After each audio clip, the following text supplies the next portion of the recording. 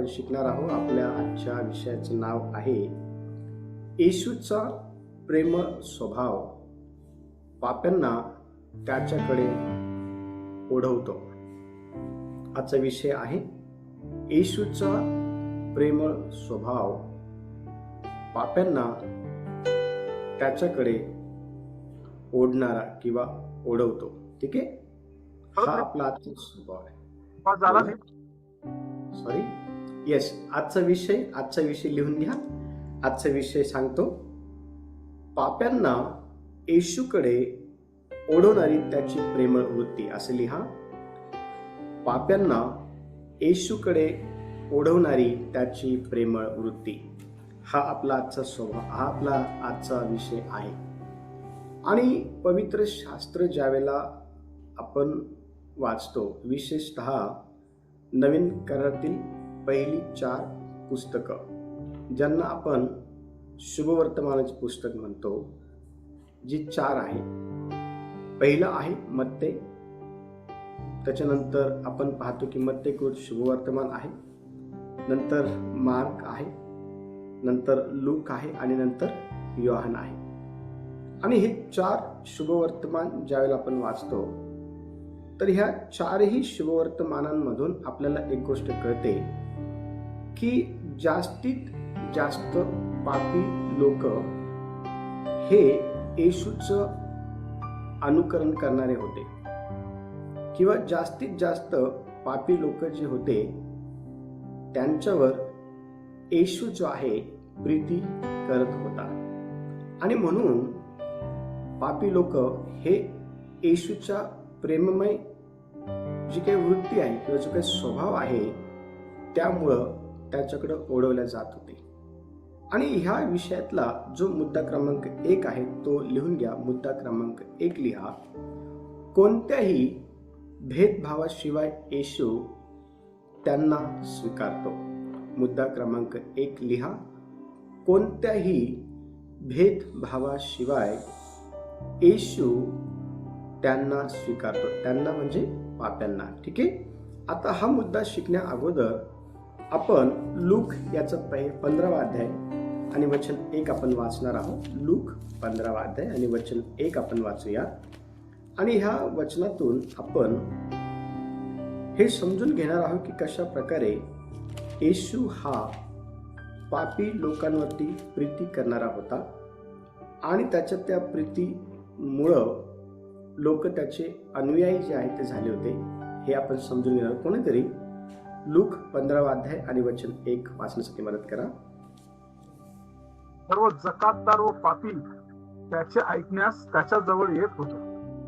Very good. आता बघा, ह्या अध्यायाच्या 15व्या अध्यायाच्या पहिल्या वचनामध्ये आपण पाहतो की येशूचं ऐकण्यासाठी येशू जवळ येणारा जो वर्ग होता ना, तो कोणता होता त्याचं जे काही स्पष्टीकरण आहे ह्या वचनाच्या अभागामध्ये दिलेलं आहे. आणि वचन म्हणतं की जकातदार, सर्व जकातदार आणि पापी जे आहे ना, हे येशूचं ऐकण्यासाठी येशूकडे येत होते. आणि येशूकडे ज्या वेळेला हे लोक यायचे त्यावेळेला येशूने त्यांच्यावरती प्रीती केली, किंवा हे लोक ज्या वेळेला येशूकडे यायचे त्यावेळेला येशूने त्या लोकांना आपण पाहतो की अशा प्रकारे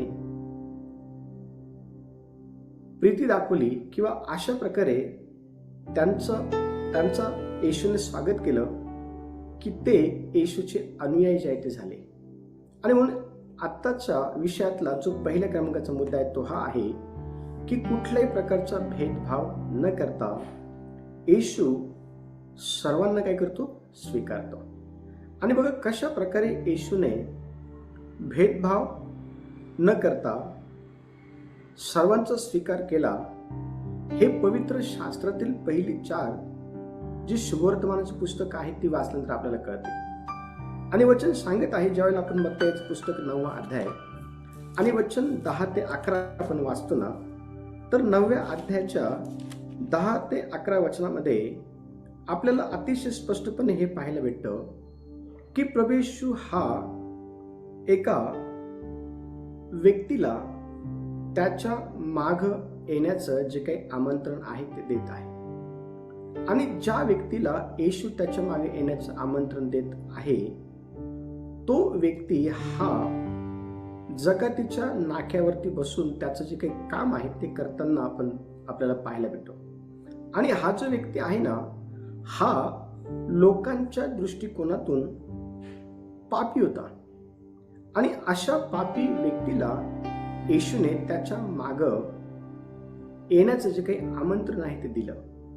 आणि ह्या आमंत्रणावरून आपल्याला हे समजतं की येशू हा भेदभाव करणारा व्यक्ती नव्हता. येशू हा सर्वांचा स्वीकार करणारा अशा स्वभावाचा व्यक्ती होता. येशू हा सर्वांवरती प्रीती करणारा असा व्यक्ती होता. बघा वचन काय सांगते, वचन आपण वाचूया. मत्ते 9 अध्याय 10 ते 11 पहा. नंतर असे झाले की तो घरात बसला असता, पहा बरेच जकातदार व पापी लोक येऊन येशू व त्याचे शिष्य यांच्या पंक्तीत जेवायला बसले. हे पाहून फरीसी त्यांच्या शिष्यांना म्हणाले, तुमचा गुरु जकातदार व पापी लोक यांच्या बरोबर का जेवतो? Very good.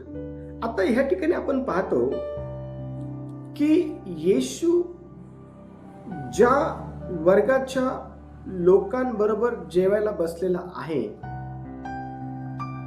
तो वर्ग समाजाच्या दृष्टिकोनातून किंवा जे लोक स्वतःला धार्मिक पुढारी जे आहेत ते म्हणत होते त्यांच्या दृष्टिकोनातून तो जो वर्ग आहे ना, तो पापी होता. आणि अशा प्रकारच्या पापी वर्गाच्या लोकांबरोबर सहभागिता जी आहे ना, येशू ह्या ठिकाणी आपल्याला जेवताना करताना दिसतं, हे आपल्याला समजून येतं. वचन सांगत आहे की फरीसी जे आहे ना, येशूच्या शिष्यांना म्हणाले की तुमचा जो गुरु आहे तो अशा लोकांबरोबर जेवायला बसतो ज्या लोकांकडं आम्ही दुर्लक्ष केलेलं आहे. आणि त्यांच्याकडे आम्ही दुर्लक्ष का केलं आहे? कारण तो वर्ग पाप करणारा आहे. कारण तो जो वर्ग आहे ना, तो चांगली कृत्य करणारा नाहीये. आणि अशा प्रकारच्या वाईट कृत्य करणाऱ्या लोकांबरोबर तुमचा जो गुरु आहे तो काय करतो? तो जेवतो. आता लक्ष द्या, ह्या ठिकाणी आपण काय पाहतो की येशू ह्या ठिकाणी पापी लोकांचा स्वीकार करत आहे. येशू ह्या लोकांबरोबर वेळ जो आहे घालवत आहे. येशू ह्या लोकांबरोबर जेवत आहे. येशू ह्या लोकांचा स्वीकार जो आहे तो करत आहे. लक्ष द्या. आणि ह्या सर्व चांगल्या गोष्टी येशू हा पापी लोकांबरोबर करत असल्या कारणामुळं त्याच्या अशा प्रकारच्या कृत्या ह्या त्याच्या बरोबर त्या ठिकाणी असलेले स्वतःला धार्मिक पुढारी म्हणणारे जे लोक आहेत ना, त्यांना आवडलं नाही. आणि त्यांनी येशूच्या कामाला घेऊन त्या ठिकाणी जी काही उणीव आहे ती काढण्याचा प्रयत्न केली. मला ह्या ठिकाणी तुम्हाला हे सांगायचं आहे, जर येशू हा कुठल्याही प्रकारचा भेदभाव न करता जर सर्व पापी लोकांचा स्वीकार करत आहे, जर सर्व जकातदारांचा स्वीकार करत आहे, तर आपण येशूच्या स्वभावातून हे शिकणं गरजेचं आहे की आपल्याला देखील पापी लोकांचा स्वीकार जो आहे तो करायचा आहे. आणि तो करत असताना आपण कुठल्याही प्रकारचा जो काही भेदभाव आहे तो न करता आपल्याला त्यांचा स्वीकार करायचा आहे. कारण प्रभू येशू हा अतिशय स्पष्टपणे मत्तेच्या पुस्तकाच्या 9व्या अध्यायाच्या 9व्या वचनामध्ये अतिशय स्पष्टपणे एक पाप करणारा जो काही जकातदार आहे त्याला आपल्या माग येण्याचं जे काही आमंत्रण आहे ते देतो. बघा, कोणीतरी वचन वाचा, 9वा अध्याय आणि वचन 9. मग तेथून जाताना येशूने मत्तय नावाच्या मनुष्याला जकातीच्या नाक्यावर बसलेले पाहून त्याला म्हटले, माझ्या मागे ये. तेव्हा तो उठून त्याच्या मागे गेला. Very good. ह्या ठिकाणी आपण पाहतो की मत्ते जो आहे ना, हा एक जकातदार होता. आणि आपण पाहतो पवित्र शास्त्रामध्ये आणखीन एक जकातदार आहे, त्याला आपण जक्कयाच्या नावाने ओळखतो. आणि तो देखील पापी होता. ह्या ठिकाणी आपण पाहतो मत्ते जो आहे ना, हा एक पापी व्यक्ती आहे. आणि हा जकातीच्या नाक्यावरती बसून लोकांना कुभांडाने लुबाडत असायचा. आणि म्हणून आपण पाहतो की लोकांच्या दृष्टिकोनातून त्याची जी काही साक्ष आहे ती चांगली नव्हती. परंतु ज्या वेळेला येशूने त्याला पाहिलं, त्या वेळेला येशूने त्याला त्याच्या माग येण्याचं जे काही आमंत्रण आहे ते दिलं. लक्ष द्या, ह्या ठिकाणी आपण येशूची जी काही सेवा आहे ना, ती कोणत्या लोकांमध्ये पाहतो. देवाची इच्छा काय आहे हे समजण्यासाठी आपल्याला येशूच्या एकंदर सेवेचं अवलोकन करणं फार गरजेचं आहे. आणि आपण येशूच्या सेवेचं जर बारकाईने अवलोकन केलं तर आपल्याला हे समजून येईल की जास्तीत जास्त येशूने पापी लोकांबरोबर जे आहे ना वेळ घालवलेला आहे. जास्तीत जास्त येशूने पापी लोकांना शिकवण्यामध्ये जे आहे ना, काय केलं माहिती का, त्याचं जे योगदान आहे ते त्यांनी दिलेलं आहे. पण आज आपण आपल्या स्वतःच्या वैयक्तिक जीवनाचं जर अवलोकन केलं देवामध्ये चालत असताना, तर आपण येशू सारखंच पाप करणाऱ्या लोकांवरती प्रीती जी आहे करणार नाही. किंवा जसं येशूने पाप करणाऱ्या लोकांचा स्वीकार केला तसं आपण त्यांचा स्वीकार जो आहे तो करत नाही. आणि जरी केला तरी कुठेतरी आपण भेदभाव जो आहे तो आपल्या कृतीतून किंवा आपल्या वागणुकीतून जो आहे ना तो स्पष्टपणे दाखवत असतो. येशूने कुठल्याही प्रकारचा भेदभाव ह्या लोकांबरोबर केला नाही. त्यांचं जीवन हे देवाच्या दृष्टिकोनातून चांगलं नव्हतं, तरी पण त्यांचं जीवन हे समाजाच्या दृष्टिकोनातून चांगलं नव्हतं, तरीही येशूने त्या ठिकाणी भेदभाव जो आहे ना तो केला नाही. भेदभाव ह्या ठिकाणी कोणी केला माहिती का? या ठिकाणी जे परुषी आहे, जे स्वतःला पुढारी समजत होते, अशा प्रकारच्या लोकांनी ह्या वर्गाचा द्वेष केला, पण येशूने यांचा द्वेष केला नाही. मग आपण देखील ह्या जगामध्ये राहत असताना आपल्याला येशू सारखं देवाची सेवा करता यावी म्हणून आपण देवाकडे ही प्रार्थना केली पाहिजे की देवा, मला तू असं हृदय दे की ज्या हृदयामध्ये भेदभाव नसेल. मला तू असं हृदय दे की जे पापी लोकांचा स्वीकार करणार असेल. मला असं अंतःकरण दे की जे त्यांच्यावरती प्रीती करणार असेल. मला असे विचार दे, असं अंतःकरण दे की मी त्यांच्या कमतरतेकडे नाही, मी त्यांच्या चुकांकडे नाही, मी त्यांच्या पापांकडे नाही, तर मी त्यांचं जे काही जीवन आहे ते बदलवण्याच्या अनुषंगातून त्यांच्याकडे पाहावं आणि त्यांना जे आहे मी माझी जी काही सहभागिता आहे ते द्यावी, असं हृदय मला दे. अशा प्रकारची प्रार्थना ही आपली ह्या दिवसांमध्ये देवाकडे असणं फार गरजेचं आहे. देव अशा प्रकारच्याच पुढाऱ्यांची अजून देखील काय करते माहिती का? अजून देखील अशा प्रकारच्या पुढाऱ्यांचा जो काही शोध आहे तो देव घेत आहे, जे येशू सारखं पापी लोकांचा स्वीकार करायला तयार होतील, जे येशू सारखं बिना भेदभावाचं त्या लोकांबरोबर वेळ घालवायला तयार होतील. अशा प्रकारच्या पुढाऱ्यांची जे आहे ना, आज देखील देव काय करते माहिती का? आज देखील देव अशा प्रकारचे जे पुढारी आहे ना त्यांच्या शोधामध्ये देव आहे. दुसरा मुद्दा क्रमांक 2 लिहा. येशूचे प्रेम शिक्षा करण्यासाठी नाही तर वाचवण्यासाठी आहे. मुद्दा क्रमांक 2 लिहा. येशूचं प्रेम शिक्षा करण्यासाठी नाही तर वाचवण्यासाठी आहे. आणि पहा, मुद्दा क्रमांक 1 मध्ये आपण पाहिलं की येशू हा पापी लोकांवरती का प्रेम करायचा.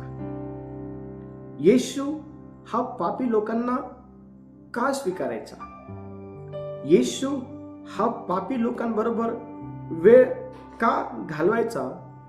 तर त्यांना शिक्षा करण्यासाठी नाही, तर त्यांना वाचवण्यात यावं यासाठी येशू ह्या सर्व गोष्टी ज्या आहे ना त्यांच्यासाठी करायचा, हे आपल्याला वचन वाचल्यानंतर समजेल. बघा कोणतरी योहानचं पुस्तक 3 अध्याय आणि वचन 17 काय म्हणत पहा. योहान 3 अध्याय आणि वचन 17. देवाने आपल्या पुत्राला जगाचा न्यायनिवाडा करण्यासाठी नव्हे, तर त्याच्याद्वारे जगाचे तारण व्हावे म्हणून पाठवले. Very good. देवाने, पित्याने ह्या जगामध्ये आपल्या पुत्राला का पाठवलं, त्याचं उत्तर ह्या वचनामध्ये आहे. आता येशू ह्या जगामध्ये का आला, असा जर प्रश्न पडला तर त्या प्रश्नाचं उत्तर आपल्याला वचन 17 मध्ये पाहायला भेटतं. आणि वचन 17 मध्ये अतिशय स्पष्टपणे हे सांगण्यात आलं आहे की देवाने आपल्या पुत्राला जगाचा न्याय निवाडा करण्यासाठी पाठवलं नाहीये. कोणी कोणतं पाप केलं, कोण किती पापी आहे, कोण किती वाईट आहे, ह्या गोष्टीचा न्याय निवाडा करण्यासाठी देवाने आपल्या पुत्राला ह्या जगामध्ये पाठवलं नाही.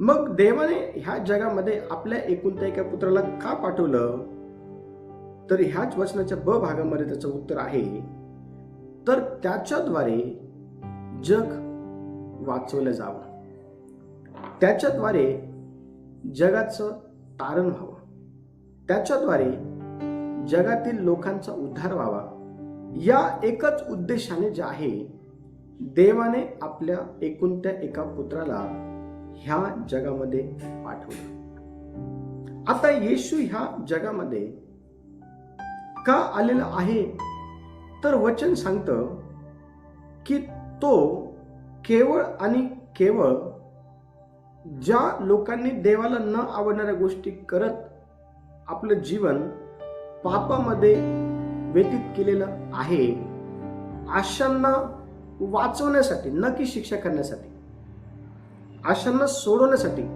न की शिक्षा करण्यासाठी, अशांना तारण देण्यासाठी, न की त्यांचा न्याय करण्यासाठी येशू ह्या जगामध्ये आलेला आहे. आणि वचन हे आपल्याला समजणं फार गरजेचं आहे.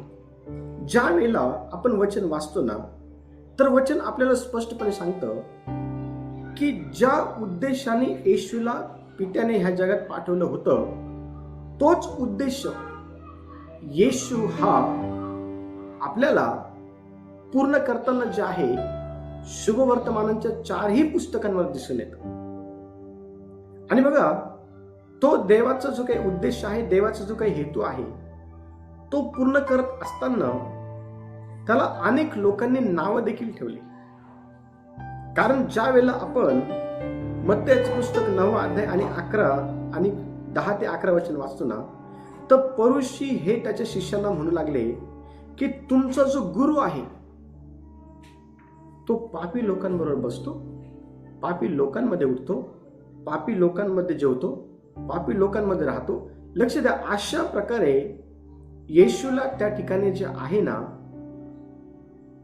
काय करण्यात आलं माहिती का, त्या ठिकाणी येशूवरती जे आहे ना दोषारोप जे आहे ते करण्यात आले. आज देखील आपण जर येशूचं सारखंच कार्य जर करू लागले, तर आपल्याला देखील अशा प्रकारचे जे काही नाव आहे ते लोक ठेवतील. पण आपण लोकांनी आपल्याला नावं ठेवू नये किंवा आपली साक्षी लोकांमध्ये चांगलीच राहावी या अनुषंगातून आपण जर ह्या वर्गाच्या लोकांकडे दुर्लक्ष केलं तर ह्या वर्गाच्या लोकांचा नाश होईल. आणि येशूने ह्या ठिकाणी ह्या पाप करणाऱ्या वर्गाच्या लोकांकडे दुर्लक्ष केलं नाही, तर यांच्यासाठीच खऱ्या अर्थाने आपण पाहतो की देवाने आपल्या एकुलत्या एका पुत्राला ह्या जगामध्ये पाठवलं, अशासाठी की त्याच्याद्वारे जगाचं काय व्हावं, तारण व्हावं. आणि ज्या वेळेला आपण प्रभू येशू ख्रिस्ताला लोकांचं तारण करताना पाहतो, लोकांना पापातून पवित्र जीवनात आणताना पाहतो, त्यावेळेला त्याचं हे जे काम आहे ना लोकांचं जीवन परिवर्तनाचं, हे सर्वांना आवडलं नाही. पण येशूने त्याचं काम करणं बंद नाही केलं. त्या ठिकाणी तो काम करत असताना त्याला विरोधाचा सामना करावा लागला, पण लक्ष द्या, विरोध होतो म्हणून त्याने लोकांचे प्राण वाचवणं सोडलं नाही. ज्या वेळेला आपण योहानाचं पुस्तक 8 अध्याय आणि वचन 11 वाचतो ना, तर ह्या ठिकाणी आपल्याला एक स्त्री दिसते जिने देवाच्या विरोधामध्ये पाप केलेलं होतं, आणि असं पाप की जे मरणदंडाचं होतं. त्याची जी शिक्षा आहे ती मृत्यूदंड होते. पण तुम्हाला माहिती का, ज्या वेळेला त्या स्त्रीला मृत्यूदंड देण्यासाठी गावाच्या बाहेर लोक घेऊन चालले होते, त्यावेळेला येशूने तिचा जो काही प्राण आहे तो वाचवला. येशूने तिला त्या मृत्यूदंडापासून सोडवलं. येशूने त्या ठिकाणी तिचं जे काही तारण आहे, तिचं जे काही उद्धार आहे त्या ठिकाणी तिचा केला. बघा वचन 11 काय म्हणत आहे, योहानाचं पुस्तक 8 अध्याय आणि वचन 11. म्हणाली, प्रभूची कोणी नाही. तेव्हा येशू तिला म्हणाला, मीही तुला दंड ठरवत नाही, जा, यापुढे पाप करू नको. Very good. बघा येशू ह्या स्त्री बरोबर बोलत आहे, आणि काय बोलत आहे ते आपल्याला वचन 10 मध्ये पाहायला भेटतं. येशू म्हणतात त्या बाईला, तुला दोष देणारे कोठे आहे? तुला शिक्षा देणारे कोठे आहे? जे तू दगड घेऊन तुला मारून टाकण्यासाठी आलेले होते, ते गेले कुठं? आणि येशू तिला म्हणताय, काय तुला कोणीही शिक्षा केली नाही का? कोणीही तुला दोष दिला नाही का? त्या ठिकाणी ती स्त्री जी आहे ना, येशूला आपल्याला हे सांगताना दिसून येते की प्रभूजी, मला कोणी दोषी ठरवलं नाही. प्रभूजी, मला कोणीही दगड मारला नाही. प्रभूजी, माझं कोणीही न्याय जो आहे तो केला नाही. लक्ष द्या. आणि मग प्रभू त्या ठिकाणी म्हणते की जा, मीही तुला शिक्षा करत नाही, मीही तुझा न्याय करत नाही, मीही जे आहे ना तुला दोषी ठरवत नाही. इथून पुढं पाप करू नको. तुम्हाला माहिती का, ह्या स्त्रीचं जीवन बदललं. आपल्याला लोकांचं जीवन बदलण्यासाठी देवाने निवडलेलं आहे, आणि लोकांचं जीवन बदलणं इतकी सोपी गोष्ट नाही. कारण येशू ह्या ठिकाणी ज्या उद्देशासाठी त्याला ह्या जगात पित्याने पाठवलं होतं, तोच उद्देश पूर्ण करत असताना त्याला विरोधाचा सामना करावा लागला. पण विरोधाचा सामना करावा लागतो म्हणून त्याने आपल्या पित्याचा उद्देश पूर्ण करणं सोडलं नाही. मग येशूचा जो उद्देश आहे तो आपला उद्देश बनणं गरजेचं आहे, आणि ज्यावेळेस तो आपला उद्देश बनला आणि त्या अनुषंगाने आपण काम करू लागू, त्यावेळेला असं समजू नका की आपल्याला विरोध होणार नाही किंवा आपल्याविषयी चर्चा कोणी करणार नाही. होईल विरोध, म्हणून काय आपण त्या लोकांना बदलणं सोडायचं? म्हणून काय आपण त्या लोकांबरोबर वेळ घालवणं सोडायचं? लक्ष द्या, वचन स्पष्टपणे सांगत आहे. येशूने त्या ठिकाणी त्या स्त्रीला म्हटला की जा, मीही तुला दोष देत नाही, मीही तुझा न्याय करत नाही, मीही तुला शिक्षा करत नाही. इथून पुढे पाप करू नको. लक्ष द्या, ह्या ठिकाणी येशूची जी शिकवण आहे ना, ही त्या ठिकाणी असलेले जे इतर पुढारी त्यांच्या शिकवणीपेक्षा वेगळी होती. येशू हा लोकांना देवाचं वचन अधिकारित्वाने शिकवायचा, आणि येशूची शिकवण ही वेगळी होती त्या काळच्या पुढाऱ्यांपेक्षा. आणि म्हणून जास्तीत जास्त येशूच्या शिकवणीतून लोकांना काय दिसलं माहिती का? प्रेम दिसलं, जिव्हाळा दिसला, स्वीकारण्याची वृत्ती दिसली, वेळ घालवण्याचा स्वभाव दिसला, समजून घेण्याचं अंतःकरण दिसलं, दोष देण्याऐवजी दोष झाकण्याचा स्वभाव दिसला. आणि म्हणून जास्तीत जास्त पापी लोक जे आहे ना, येशूचे अनुयायी बनले, आणि जे येशूचे अनुयायी बनले ना, त्यांचं सर्वांचं जीवन येशूने काय केलं माहिती का? बदललं. आपल्याला लोकांचं जीवन बदलणारी व्यक्ती बनणं फार गरजेचं आहे. आपल्याला लोकांचं जीवन बदलणारी व्यक्ती बनणं फार गरजेचं आहे. आणि लोकांचं जीवन बदलत असताना आपल्यामध्ये कोणता स्वभाव पाहिजे?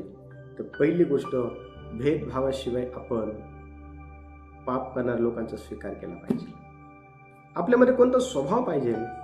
तर येशूचे जे प्रेम आहे ना सर्व पापी लोकांवरती, ते प्रेम आपण सर्व पापी लोकांवर काय पाहिजे का? दाखवलं पाहिजे. हा स्वभाव आपल्यामध्ये असला पाहिजे. तिसरा मुद्दा, मुद्दा क्रमांक 3 लिहा. मुद्दा क्रमांक 3, येशू लोकांच्या अंतःकरणाकडे पाहतो, बाहेरील स्वरूपाकडे नाही. मुद्दा क्रमांक 3 लिहा. येशू लोकांच्या अंतःकरणाकडे पाहतो, बाहेरील स्वरूपाकडे नाही. आणि आपण ज्या वेळेला पहिले शमूएल 16वा अध्याय आणि वचन 7 वाचतो ना, तर शमूएला बरोबर परमेश्वर बोलत आहे आणि शमूएल परमेश्वरचं ऐकत आहे. त्यावेळेला परमेश्वर शमूएल हे म्हणत आहे की मनुष्य बाहेरील स्वरूप पाहतो, मनुष्य बाहेरील स्वरूप पाहतो, पण परमेश्वर जो आहे ना अंतःकरण पाहतो. लक्ष द्या, परमेश्वर हा अंतःकरण जे आहे ते पाहतो. आणि परमेश्वर देवाच्या एकुलत्या एका पुत्राने, ज्याचं नाव येशू आहे, त्याने जकयाचं जे काही अंतःकरण आहे ते पाहिलं होतं. जकयाचं जे अंतःकरण आहे ना ते येशूने पाहिलं होतं. लक्ष द्या, जकयाच्या अंतःकरणामध्ये बदलण्याची जी काही ओढ आहे ती लागली होती. जकयाच्या अंतःकरणामध्ये तारणाऱ्याला बघायची ओढ लागली होती. जक्कय जो आहे ना पूर्णपणे बदलण्याच्या आपण पाहतो की त्या प्रोसेसमध्ये होता, पण त्या ठिकाणी तो बदलत का नव्हता? कारण वारंवार त्याला त्याचं पाप, त्याला त्याच्या चुका, तो पापी आहे ह्याची आठवण जाणीवपूर्वक करून दिली जाते. पण येशूला जक्कय कोण आहे हे माहिती असताना देखील येशूने जे आहे ना जक्कयला त्याची आठवण जी आहे ती करून दिली नाही. देवाचं वचन अतिशय स्पष्टपणे सांगते की ज्या वेळेला जक्कयला प्रभू येशू ख्रिस्त भेटला त्या झाडाच्या खाली, त्यावेळेला बघा कोणीतरी लूक याचा 19वा अध्याय 5 आणि 6 वचन वाचा. लूक 19वा अध्याय 5 आणि 6 वचन. मग येशू त्या ठिकाणी येताच दृष्टीवर करून त्याला म्हणाला, जक्कया त्वरा करून खाली ये, कारण आज मला तुझ्या घरी उतरवायचे आहे. तेव्हा त्याने त्वरेने खाली उतरून आनंदाने त्याचे आगत स्वागत केले. Very good. बघा येशूने जक्कय हा उमराच्या झाडावरती बसला होता. ज्या वेळेला येशूने त्याच्याकडे पाहिलं त्यावेळेला येशूने त्याचं बाहेरील स्वरूप पाहिलं नाही. येशूने त्याचं जे काही अंतःकरण आहे देवाप्रतीचं ते पाहिलं आणि त्याला म्हणलं की जक्कया त्वरेने खाली उतर, कारण आज मला तुझ्या घरी यायचं आहे. आणि जसं जक्कय त्वरेने खाली आला आणि येशूला आपल्या घरी घेऊन जाऊ लागला, त्यावेळेला बाहेरून बघणारा जी काही वृत्ती आहे किंवा जो काही स्वभाव आहे जो माणसामध्ये असतो, त्यांनी जक्कयामध्ये काय बघितलं पहा. वचन 7 वाचा. वचन 7. हे पाहून सर्व लोक कुरकुर करू लागले आणि म्हणाले, पापी मनुष्याच्या घरी हा उतरायला गेला आहे. हे पाहून काय बघितलं लोकांनी? ज्याने आंधळ्यांचे डोळे उघडले, ज्याने मुक्यांना वाचा दिली, ज्यांनी मेलेल्यांना जिवंत केलं, ज्यांनी 5 आणि 4 जणांना खाऊ घातलं, ज्याने असंख्य चमत्कार केले, असा व्यक्ती हा जक्कय नावाच्या पापी व्यक्तीच्या घरी जात आहे. तुम्हाला माहिती का प्रॉब्लेम काय लोकांचा? लोक बाहेरचं स्वरूप बघतात, लोकांना हे कळत नाही, आतल्या गोष्टी कळत नाही लोकांना. येशूला माहिती होतं की मी जर आज जक्कयाच्या घरी जर गेलो तर जक्कया बरोबर त्याचा संपूर्ण परिवार बदलल. मी जर आज जक्कयाच्या घरी जर गेलो तर जक्कय जो आहे ना, ज्या ज्या लोकांकडनं त्याने कुभांडाने फसवून जे काही घेतलं होतं ते तो सर्वांना परत देऊन देईल. पण मी जर त्याच्या घरी गेलो नाही तर त्याच्या जीवनात, त्याच्या परिवारातील लोकांच्या जीवनात बदल होणार नाही. येशूने त्याच्या जीवनात, त्याच्या अंतःकरणामध्ये पुढची गोष्ट बघितली होती. आणि आपण पाहतो की वचन स्पष्टपणे सांगत आहे की ज्या वेळेला जक्कयाच्या घरी येशू गेला त्यावेळेला जक्कयाच्या जीवनामध्ये परिवर्तन झालं, बदल झाला. आणि बघा त्या बदलाने त्याने एक निर्णय घेतला आणि तो निर्णय वचन 8 मध्ये पाहायला भेटतो. बघा वचन 8 कोणीतरी वाचा. तेव्हा जक्कई उभा राहून प्रभूला म्हणाला, प्रभूजी पहा, मी आपले अर्धे द्रव्य दरिद्र्यास देतो, आणि मी अन्यायाने कोणाचे काही घेतले असेल तर ते चौपट परत करतो. प्रभू पहा, तू माझ्या घरी आला असल्या कारणामुळं मी निर्णय घेतला आहे की इथून पुढे पाप करणार नाही. मी निर्णय घेतला आहे की इथून पुढे मी कुणाला लुटणार नाही. मी इथून पुढे कुणाला फसवणार देखील नाही. मी इथून पुढे कुणाला त्रास देणार नाही. आता इथून माग म्हणजे तू माझ्या घरी यायच्या अगोदर माझं जे जीवन होतं ना, ते त्रास देणार होतं, लुटमार करणार होतं, उभांडाने वागणार होतं, आणि मी लोकांकडनं फसवेगिरीने वागून अनेक जे काही धन आहे ते मिळवलेलं आहे.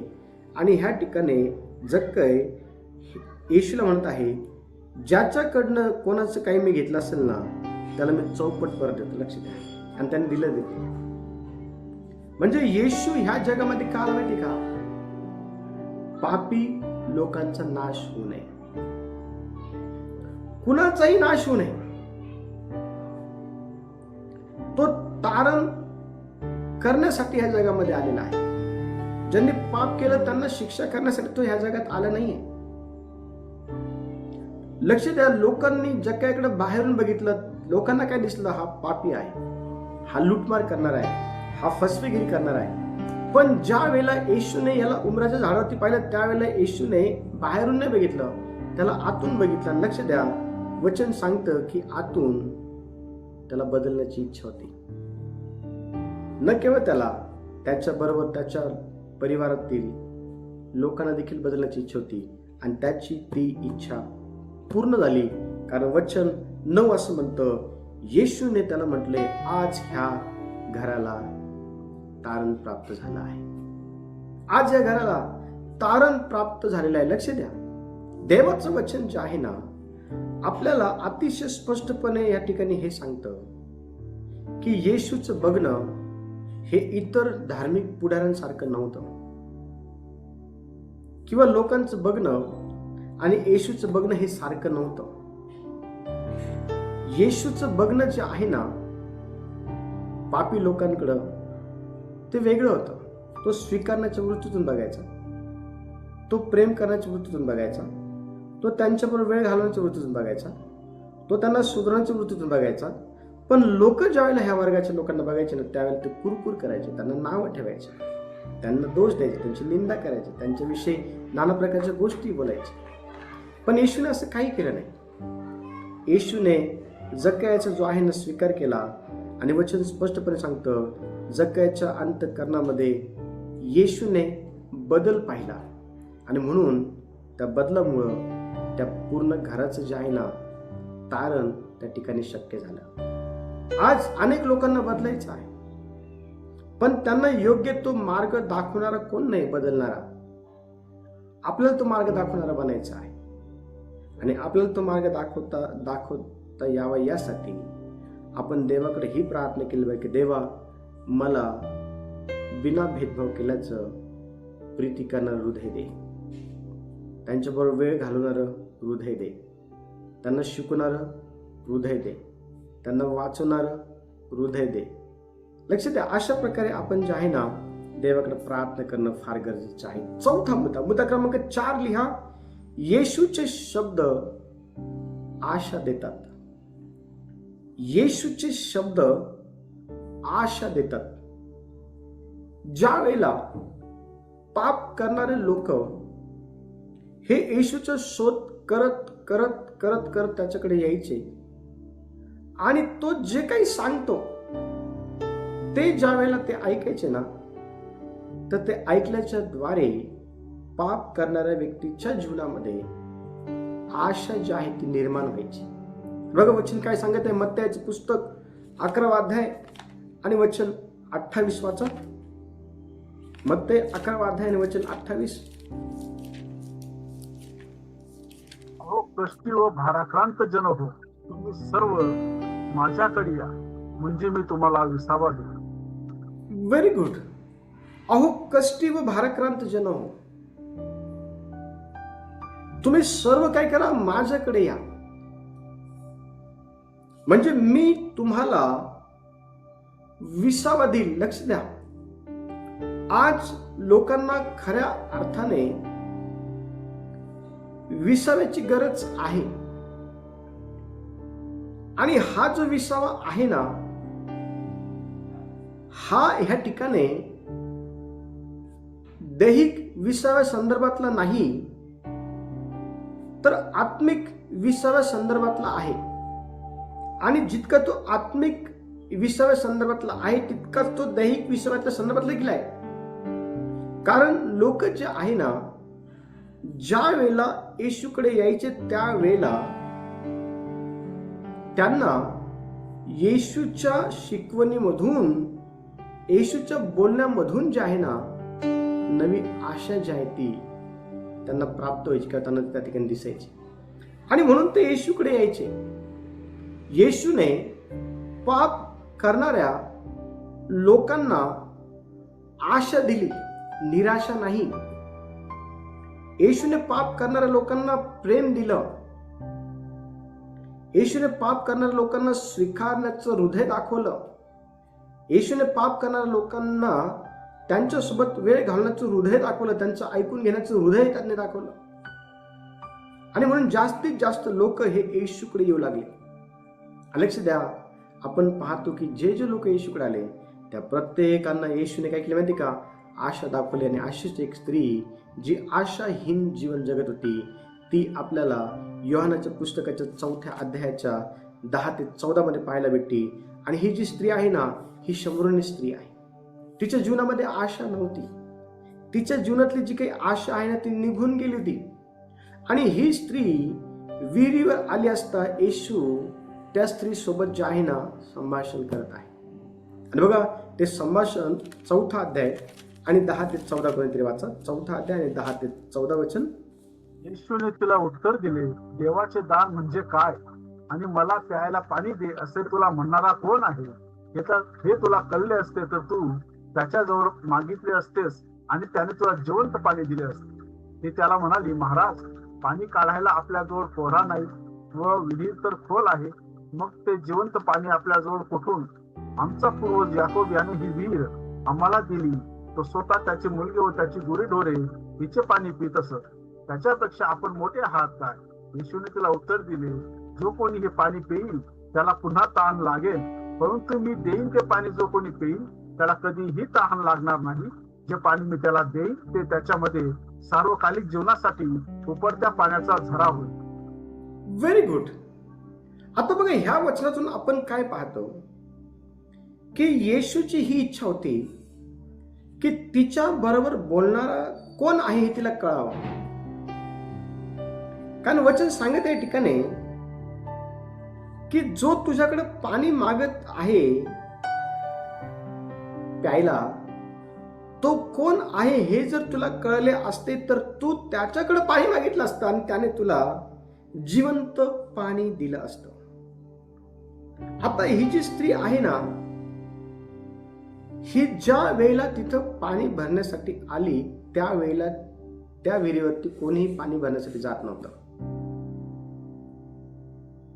आणि ह्या स्त्रीचं जे जीवन आहे ना, त्यामुळे ती अतिशय निराश झाली होती. तिच्या त्या जीवनामुळे जे आहे ना, ती अतिशय हताश जी आहे ती झालेली होती.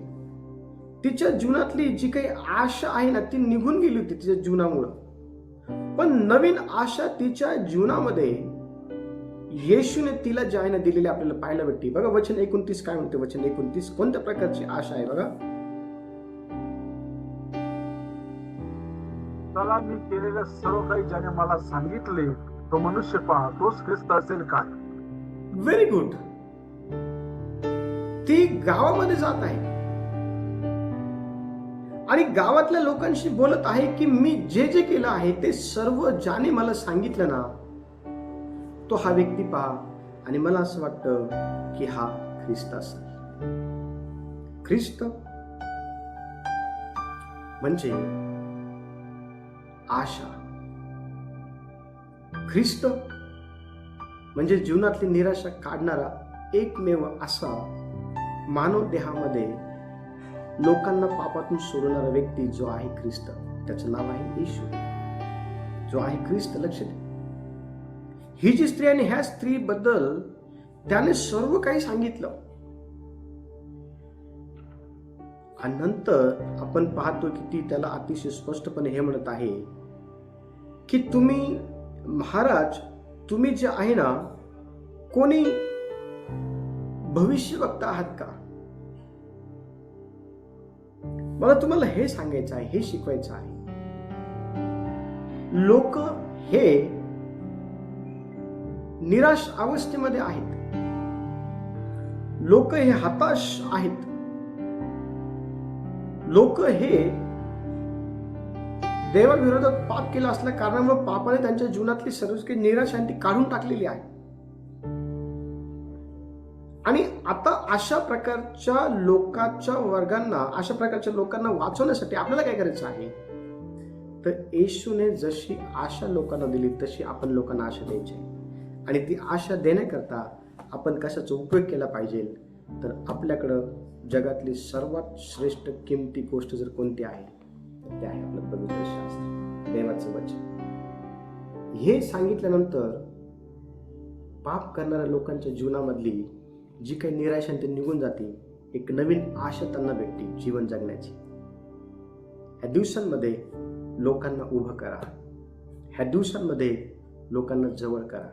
ह्या दिवसांमध्ये लोकांबरोबर वेळ घालवा. ह्या दिवसांमध्ये लोकांवरती प्रीती करा. ह्या दिवसांमध्ये दोष देण्याऐवजी लोकांचे पाप झाका. लोकांवरती प्रीती करा. लोकांना येशू दाखवा जो वाचवणार आहे. लोकांना येशू दाखवा जो सोडवणार आहे. लोकांना येशू दाखवा जो न्याय करण्याऐवजी, शिक्षा करण्याऐवजी प्रीती करणार आहे, आशा देणार आहे. आणि निश्चित अर्थाने लोक बदलल्याशिवाय राहणार नाही. निश्चित अर्थाने लोक जे आहे ना, हे तारण प्राप्त करून घेतल्याशिवाय राहणार नाही. आणि तुम्हाला त्या लोकांना तारण देण्यासाठी, त्या लोकांना येशू देण्यासाठी, त्या लोकांना वचन सांगण्यासाठी निवडलेलं आहे. तर आपली निवड ही मुळीच व्यर्थ जाऊ देऊ नका. देवा या वचनाच्या द्वारे सर्वांना आशीर्वाद देव. यावेळेला